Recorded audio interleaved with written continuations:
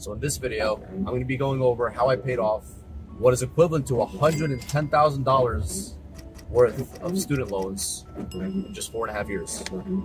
So you see, just as a backstory, I graduated from pharmacy school in May of 2019. It took me a few months to become licensed after taking my boards, and it didn't start working until October of 2019. So 5 months after I graduated. And obviously, I knew I was in debt, a decent amount of debt, just to explain to you. And so, thankfully, right now, after successfully paying off my loans, I can look back in retrospect and appreciate what I've done to teach you, hopefully you can learn a thing or two from this video, how to pay off your debt. Or one good way at least, to pay off your debt. So let's dive right into everything. Number one, I had a vision. None of this would have been possible without a vision. Let me explain to you. During my last year of pharmacy school, it was what's known as the year for rotations.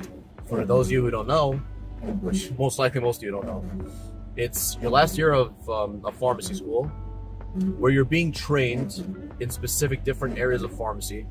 Each rotation is like 6 weeks. So one of my 6-week rotations was with this one preceptor who's basically a pharmacist who's responsible for either passing or failing me, depending on how I do. Thankfully, I passed. And he was talking to me about how he graduated in 2008, and this was back in 2018, mind you. So this moment was 10 years after he graduated. Talking to me about how he still has student loans till this day, 10 years after he graduated. Here's what's even worse. He still has student loans. He's making 2 car payments per month. He's paying for a mortgage. He's married with 2 kids. And he still owes money on his wedding that he had years prior. So I remember listening to that, and I'm like, God damn, I do not want to be in this situation. So long story short, looking at that, hearing that from him, I'm like, I definitely don't want to be in that same situation as this guy. Definitely not. Hell no. Fuck no. With a capital F. So I heard that story, I'm just like, this is exactly what I don't want. What I did want was to be financially free and be free from loans to anything besides a potential mortgage. That's the most thing. Even that, hopefully, I'll be, not tied to. The only thing I wanted to be committed to, potentially, was a mortgage in the future. I didn't want to be a guy who's married with several kids and still paying off loans, still making this car payment, that car payment, this subscription, that subscription, these things. I mean, subscriptions, they're not even that, like, they don't fall under the umbrella of loans, so let's just disregard that. But loans. So that's what gave me the vision to make sure I don't put myself in this situation. That's number one. Number two, I focused on living below my means. You see, man, most people have the stupid and horrible habit of living above their means. Not even at their means, but above their means. For example, here's what it means. If you make $10, you're not supposed to spend or act like you made $10. If you make $10, you're supposed to act as if you made, let's say, $7.5, $8 max. Why? So that you could save, you could leave, room just in case there's an emergency. Room for other things, God forbid. But most people who make $10, they spend 11 or 12. They have credit card debt, they have this, they have that, all these loans that are just not gonna, impact their life in a positive way in any way whatsoever. So that's a huge problem, with most people. And that's why most people are not financially free, because they make stupid financial decisions. They don't think things through when it comes to this. Oh yeah, let me just take out a credit card loan for a gift. Let me just take out this. Let me just take out that. And their income is not even covering any of this. And they don't pay off their loans on time or the debt on time. So it keeps accruing interest, and they end up owing more and more and more and more. Stupid financial decisions. You have to be financially smart. For me, I live below my means. AKA, when I graduated, I had all these loans. I put a set amount aside to pay off my loans. And on top of that, I didn't act as if I'm making so much money. Obviously, I make above average money. I mean, at the time, I was making above average money for the person my age, but nothing still super crazy. As a pharmacist who's just graduated, a newly fresh pharmacist. Let's say when it came to buying a car, I didn't just go ahead and buy a car that's way out of my reach.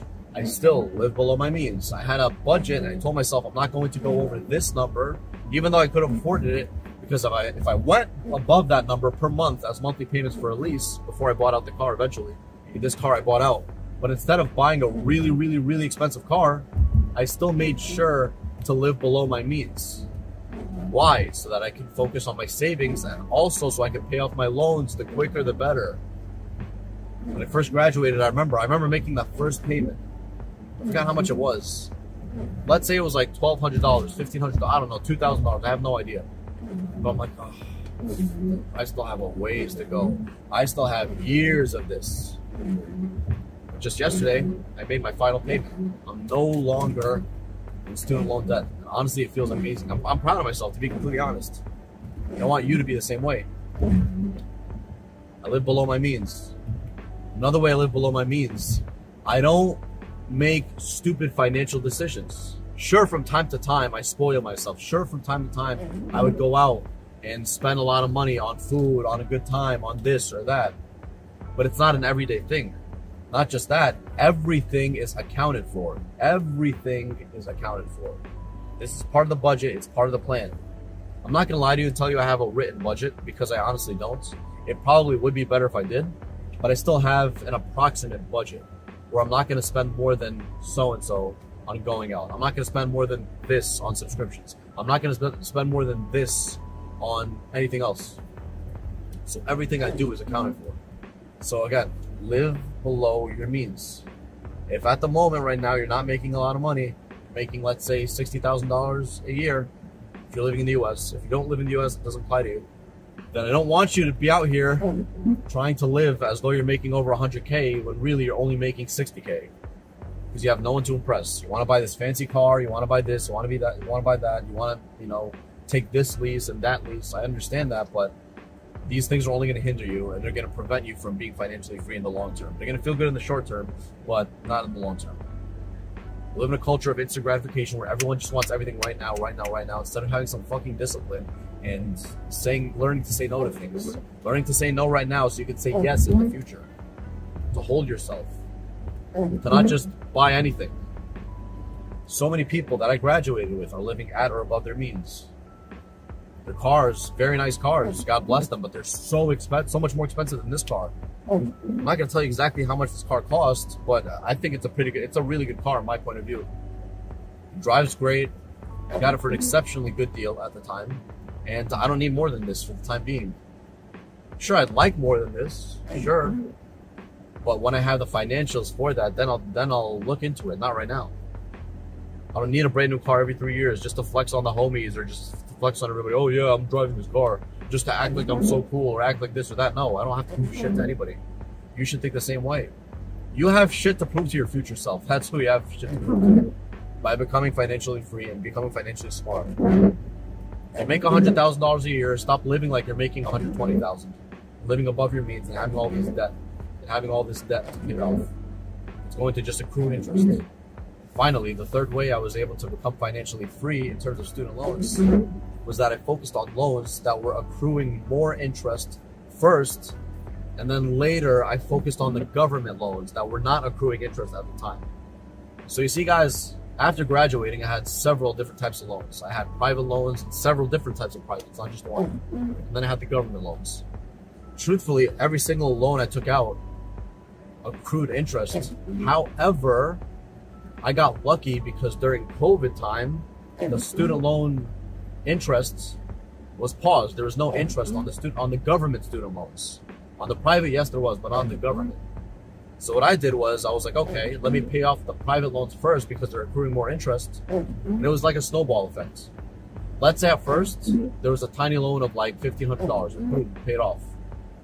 Next time, let's say a month or two later, I paid $2,000 for the next loan. Boom, knock it out. And the next time, pay off $5,000. Let's say 2 months. Boom.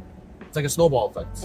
It gets you, you get that gratification from accomplishing something, and so you want to move on to the next thing so you can accomplish it and feel better about yourself. And so I kept doing that, and it worked eventually. I think it was last year. I can't remember exactly when, but I think it was last year. I think it was about 2 years ago, where I paid off all of my private loans, not my government loans, my private loans, because those were accruing the most interest. And then after that, I put the brakes on a little bit because the government loans, thankfully, were not accruing interest. I was saving up. And then every couple of months, I would make a big payment until eventually I knocked off all my loans. And I'm not going to lie, I was lucky in that regard because of the COVID situation. But still, the formula still remains the same, guys. It's just have a vision. Think about how your life is going to be if you keep making stupid financial decisions right now. When you're married and you have a kid, maybe you do right now, I don't know. And you're living paycheck to paycheck. You're living in this hamster wheel. Where if you miss one paycheck, you're screwed completely. But prevent yourself from being in that situation as much as possible. Have a vision. Picture yourself in the future, even if it's kind of tough right now. Pay off your loans. Do what you need to do. Say no to certain things that you want and sacrifice it. You have to learn how to sacrifice in order to in the future say yes to the things that you do want. Live below your means. This is probably the biggest take home from the entire video. Live below your means. If you have $10,000 in the bank right now, don't just fucking spend all that money. Maybe spend 1,000, 2,000, but the rest, no. Maybe invest it in something. I'm not the investing expert over here, but talk to people who have experience in that. What you should do instead is focus on living below your means. You don't have things to prove to anyone, dude. You don't have shit to prove to anyone, dude. And finally, the loans that are accruing most interest out of all your loans, focus on those. The loans that are accruing the most interest. And then later, pay off the ones that are accruing the least interest. For example, if you have a loan that's accruing an interest of 6 point something percent versus a loan that's accruing an interest of 3.4%, obviously you want to pay off the one that's accruing 6.7% first, and then later focus on the smaller one. And guys, pay off as much as possible. As much as possible, as much as it hurts right now. Because it's only going to free you in the near future. You're going to be financially free in the near future the more you make smart decisions. And eventually you're going to feel like me, relieved, and no longer in a state of, oh, I have this money in the bank, but this much belongs to loans. I have this amount in the bank, sure, but 20,000 of them are going to loans anyways. No, instead I have this much in the bank and it's all mine. So that's what I want you to focus on. Stay positive, live below your means, have a vision for yourself, focus on the loans that don't accrue interest, do it for your brother, most importantly, do it for yourself. Peace.